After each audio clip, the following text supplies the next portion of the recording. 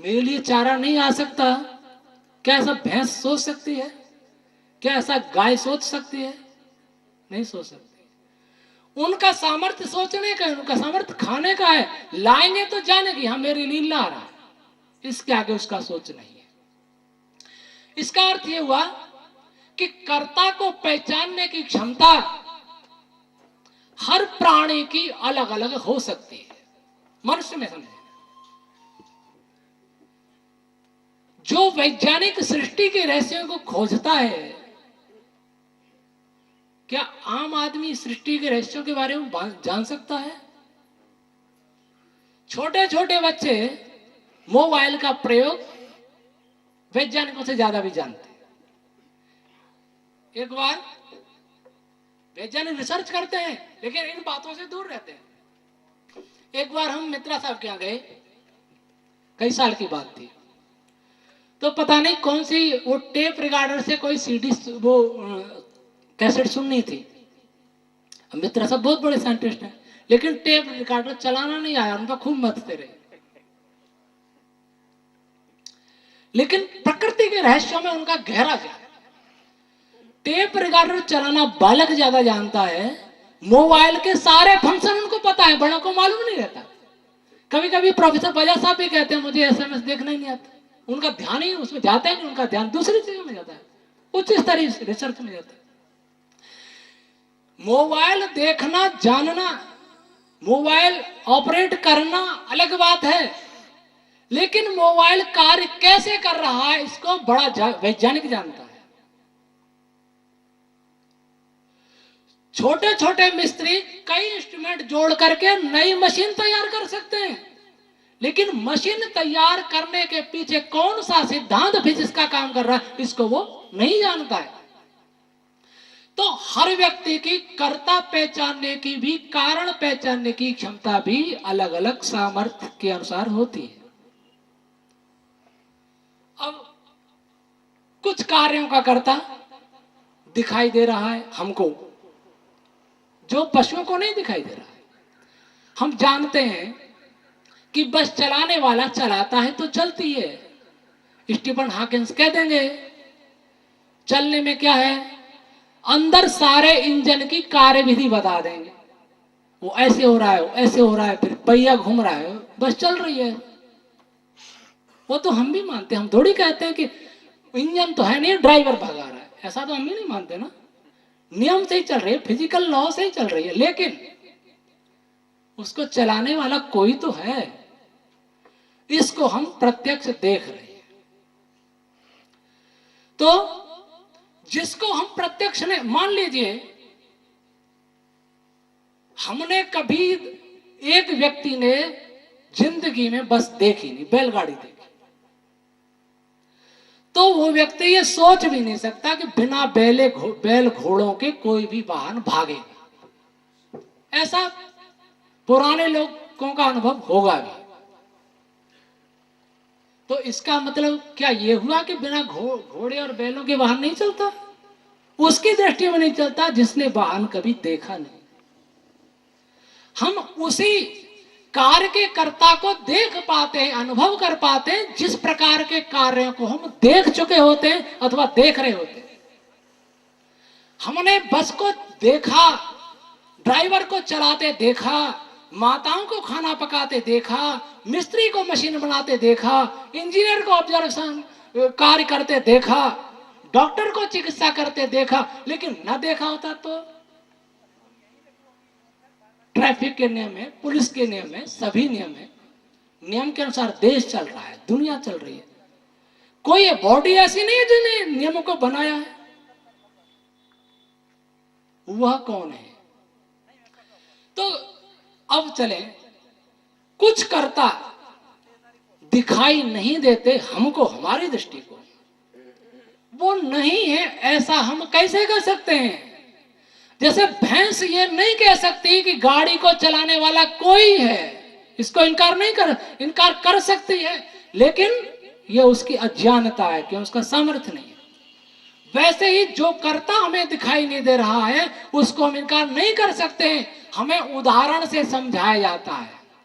न्याय दर्शन की प्रक्रिया है, उदाहरण दीजिए।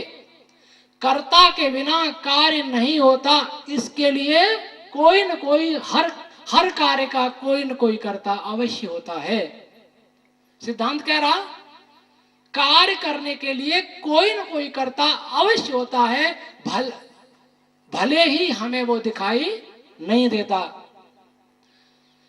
हमें वे ही कर्ता दिखाई दे सकते हैं, वे ही कर्ता हमारे अनुभव में आ सकते हैं, जितना कि वो हमारे सामर्थ्य के भीतर होते हैं।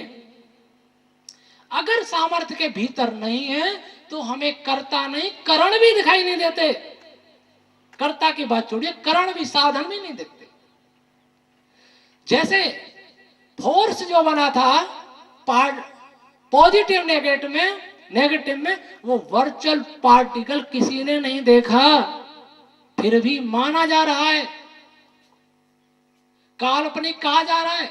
मैं मानता हूं उनके बीच में पार्टिकल्स पैदा होते हैं।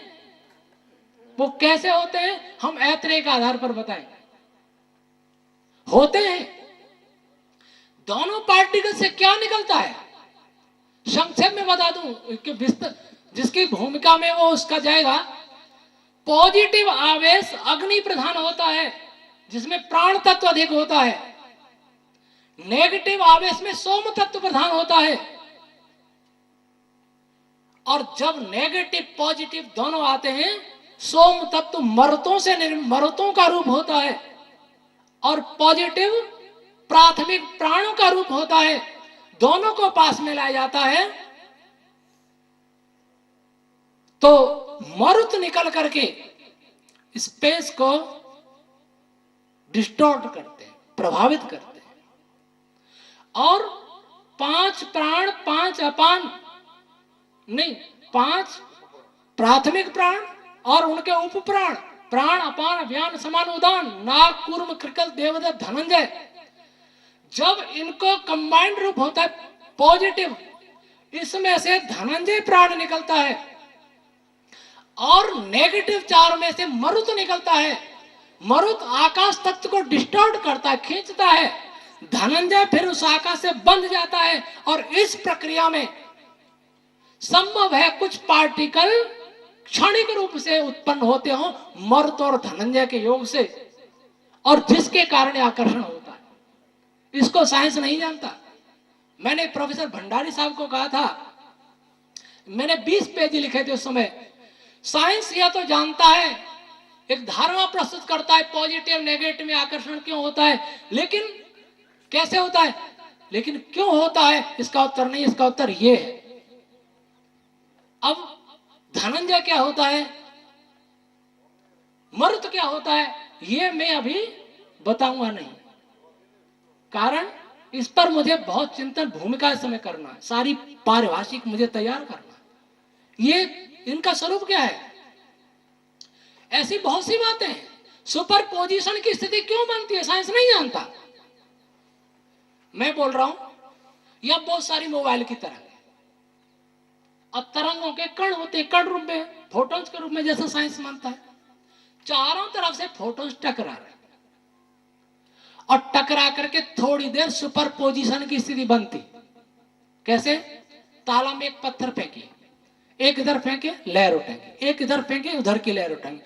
दोनों लहर जब मिलेगी तो पानी डबल ऊंचा हो जाएगा, दोनों के योग के बराबर। होता कि नहीं होता। और फिर अपने अपने रास्ते चले जाएंगे। ऐसा क्यों हुआ, एक को टकरा के दूसरी तरंग ने उसको न्यूट्रल क्यों नहीं किया, समाप्त क्यों नहीं किया। सबकी मोबाइल की तरंगों के कण पार्टिकल्स, जिसको पार्टिकल्स रूप में मानते फोटोन्स, वो आपस में टकराते भी हैं, सुपर पोजिशन की स्थिति बनती भी है, फिर वापिस अपने रास्ते चले जाते। जैसे चींटियां चल रही दो, मुंह से मुंह मिलाया फिर अपने रास्ते। अगर इलेक्ट्रॉन्स प्रोट, अगर ऐसे पत्थरबाजी चारों तरफ से हो रही हो तो उनमें सुपर पोजिशन की स्थिति नहीं बनेगी, वो टकरा के एक दूसरे को नष्ट करके बिखेर देंगे। ऐसा अगर तरंगों में हो जाता तो ब्रह्मांड का सारा संचार तंत्र बंद हो जाता, नष्ट हो जाता। सूर्य से तारों से आने वाला प्रकाश समाप्त हो जाता। हम किसी को सुन नहीं सकते थे, हम किसी को देख नहीं सकते थे। हम एक दूसरे के, हम किसी को कह नहीं सकते थे, मैं कहूंगा और भी तरंगों से टकरा, लेकिन ये व्यवस्था किसने की है? क्या इसका नियम है? इसका नियम भी हम जान, इसका नियम भी यात्रा में मिलेगा, इसका रहस्य भी यात्रा में मिलेगा। लेकिन अंतिम वहां जैसे अग्नि प्रधान सोम प्रधान दोनों तत्व आए, तो यहां से प्राण तत्व क्यों निकला, वहां से मरुत क्यों आया? यहां ईश्वर की आवश्यकता है। ईश्वर की प्रेरणा से, ईश्वर क्या है ये तो कल बताएंगे, ये क्रिया शुरू हुई। और दूसरा कारण, जैसे ऊर्जा अधिक से कम की ओर बहती है, गर्म पानी ठंडा पानी मिला दो तो गर्म से ठंडे की ओर बहेगा, वैसे ही प्राण तत्व भी है। अग्नि तत्व में प्राण की प्रधानता से मरुत की ओर बहता है और मरुत अधिकता से पॉजिटिव की ओर बहता है, अग्नि तत्व की ओर बहता है, इसलिए दोनों जोड़ते हैं। और ये नियम जिसने बनाया है, जहां से प्रारंभ होता है वह ही ईश्वर है, उसको कहते हैं दर्शन। जहां साइंस समाप्त हो जाता है, साइंस का मतलब वर्तमान विज्ञान, मैं दर्शन को विज्ञान से अलग नहीं करता। वैदिक साहित्य में कहीं भी दर्शन और विज्ञान अलग नहीं है, वैशेषिक दर्शन है लेकिन विज्ञान भरा हुआ है। वेद दर्शन विज्ञान सब है, अध्यात्म विज्ञान को दर्शन कह सकते हैं और पदार्थ विज्ञान को साइंस कह सकते हैं वर्तमान की भाषा में, दोनों एक के ही नाम है। जहां साइंस उत्तर नहीं दे पाता है, वहां फिर दर्शन उत्तर देने के लिए आगे आता है दोनों की। दर्शन सूक्ष्म विज्ञान का नाम दर्शन है। तो जहां हम कर्ता नहीं देख पाते हैं, वह हमें यह विचार करना पड़ता है कि ये कैसे हुआ होगा, किसने किया होगा। पृथ्वी ने पत्थर को नीचे खींचा, सेब को खींचा, न्यूटन ने देखा तो अनुमान लगाया था कि कुछ है कारण, पृथ्वी में कुछ है जिसने खींचा है। यह दर्शन था कि साइंस था? यह दर्शन था, साइंस बाद में बना जब वो टेक्नोलॉजी में प्रयुक्त हुआ। फैराडे जब प्रयोग कर रहे थे, बिजली के तारों के बाहर विद्युत चुंबकीय क्षेत्र देखा, चुंबकीय प्रभाव देखा, तो उन्होंने देखा जब विद्युत के चारों ओर चुंबकीय प्रभाव है तो चुंबक से भी विद्युत बन सकता है। यह दर्शन था कि विज्ञान था? यह दर्शन था। दर्शन से विज्ञान की उत्पत्ति होती है, हर विज्ञान के पीछे दर्शन है। और स्टीफन हॉकिंस जो सोच रहे हैं कि इतने ब्रह्मांड होंगे, यह दर्शन है कि विज्ञान है? यह भी दर्शन है। मित्रा साहब से कभी बात होती है तो वो अब तो ये भी कह देते हैं स्टीफन हॉकिंस को फिजिक्स नहीं आती। राव साहब से आजकल वो पता नहीं क्या क्या बोलते हैं। तो जहां कर्ता हमें दिखाई नहीं दे, वहां यह देखना चाहिए। जैसे हम जानते हैं कि गाय, दूध गाय से होता है, हम गाय से देखते हैं। गाय नहीं है तब भी दूध आया, तो कहेंगे गाय तो है नहीं, दूध तो यूं ही आ गया। ऐसा नहीं, फिर गाय की जगह पर कोई और होगा दूध देने वाला, उससे दूध आया होगा। तो जहां कर्ता हमको दिखाई नहीं दिया, हमको बस चलाने वाला दिखाई नहीं दिया, खिड़की बंद है, फिर भी हम अनुमान प्रमाण से कहेंगे क्योंकि बिना चलाए वाहन नहीं चलता, इसलिए चालक छिपकर बैठा है। कमरे में ढोल कोई बजा रहा है, हम यहां बैठे हैं, तो हम ये कहेंगे कोई है जो ढोल बजा रहा है, क्योंकि बिना बजाए ढोल बजते हमने नहीं देखा। हम बताते हैं कि पौधों में क्लोरोफिल के कारण रंग होता है हरा, हीमोग्लोबिन के कारण रक्त का रंग होता है लाल, पर रंग क्या है इसको भी अभी तक पूरी तरह समझा नहीं गया। रंग का फिजिक्स, कलर आंख कैसे देखती है ये किसी को पता नहीं है।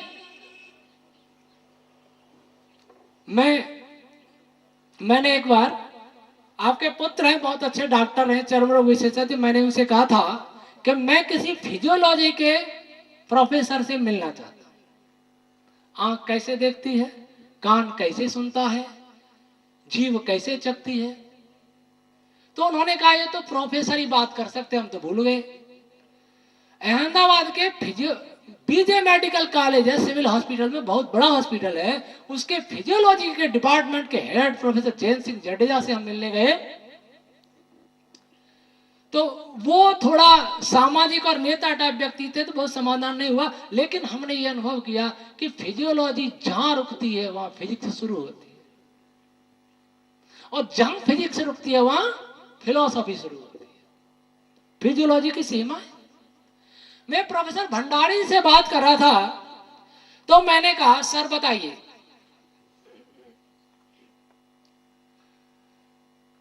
मैंने बोला मेरी आवाज कहां गई? आपके कान के पर्दे तक। किस रूप में गई? ध्वनि क्या होती है? ध्वनि क्या होती है इसको वैज्ञानिक नहीं जानता। फाइनमैन ने कहा है ध्वनि वह है जो विंड, वायु में ऐसा प्रेशर पैदा होता है, बहुत सारे अणु एक साथ मिले, कहीं कम हुए, ऐसे करके इस प्रकार से ध्वनि आगे बढ़ती है। चलिए, मेरे स्वर यंत्र से क्या निकला? जो ध्वनि पैदा हुई। और स्वर यंत्र ने ध्वनि कैसे पैदा की? शब्द कहां से आया, कहीं से आया? चलिए छोड़िए, कान में गया, कान के पर्दे से टकराया, टकरा करके फिर कहां गया? संवेदी तंत्रिकाओं के द्वारा मस्तिष्क के विशेष भाग में पहुंचा। वहां किस रूप में पहुंचा? यहां से ध्वनि प्रेशर के रूप में गई, इसमें बजाएंगे तो भी अंदर प्रेशर हुआ। ध्वनि वायु में भी प्रेशर के रूप में गई, लेकिन पर्दे से लेकर के मस्तिष्क तक ध्वनि किस रूप में गई? और ध्वनि में बिल्कुल भी अंतर नहीं आया। जैसे मैंने बोला वैसे ही मस्तिष्क में पहुंची, विद्युत के रूप में गई, विद्युत के रूप में गई, लेकिन अक्षर, विराम, कोमा कुछ भी अंतर नहीं आया, और शब्दों की तीव्रता में भी अंतर नहीं आया। वो कौन सा रूप है? विद्युत रूप। कैसा विद्युत रूप? ऐसी कैसी विद्युत है जो का से का ही पैदा करती है? ये सीडीज में भी तो यही है ना। मैं जो बोल रहा हूं वैसा ये विद्युत के रूप में जा रही है, और वही का वही क्यों बन रही है? उसकी आवृत्ति, उसकी तीव्रता को कौन स्थिर किए हुए है? कौन डिस्टॉर्ट नहीं होने देता? कौन मुड़ने टूटने नहीं देता? और मस्तिष्क के केंद्र में पहुंची वो ध्वनि उस इलेक्ट्रिक के रूप में, फिर मस्तिष्क ने जो ग्रहण किया वो किस रूप में गई? तो प्रोफेसर भंडारी साहब का कहना था कि स्वामी जी जितना आप सोचते हैं डीपली, उतना हम साइंटिस्ट लोग भी नहीं सोचते। कौन ऐसी शक्ति है जो इनमें परिवर्तन नहीं आने देती? बोल करके नई नई टेक्नोलॉजी सब बच्चे जानते हैं, लेकिन वो शब्द कैसे सुरक्षित रहता है इसको वैज्ञानिक भी नहीं जानता। स्वाद कैसे आता है, गंध कैसे आती है? धर्मबंधु जी को मैंने कहा कोई भारत का सबसे बड़ा केमिस्ट्री का आदमी बताइए, वैज्ञानिक, जिससे मैं स्वाद और गंध की प्रक्रिया को समझना चाहता हूं। तो भारत के बहुत बड़े वैज्ञानिक है माशेलकर जी, शायद रघुनाथ आनंद ऐसा कुछ, माशेलकर, पुणे। सारे देश में केमिस्ट्री की एक ही लैब है, national NCL, national chemical laboratory, उसके चेयरमैन रहे, और रॉयल सोसाइटी इंग्लैंड के भी वो सदस्य हैं। उनसे उन्होंने फोन कर दिया, मैंने उनको फोन लगाया। मैंने कहा खट्टा क्या होता है, नाक कैसे सूंघती है, मीठा क्या होता है? तो उत्तर यह है कि कुछ जिन अणुओं को हमारी स्वाद कलिकाओं के बीच में जो छिद्र होते हैं, एक कोष्ठ होते हैं, उनमें जो अणु समा जाता है, 10,000 प्रकार के अणुओं, 10,000 प्रकार की गंध को हमारी नाक सूंघ सकती है।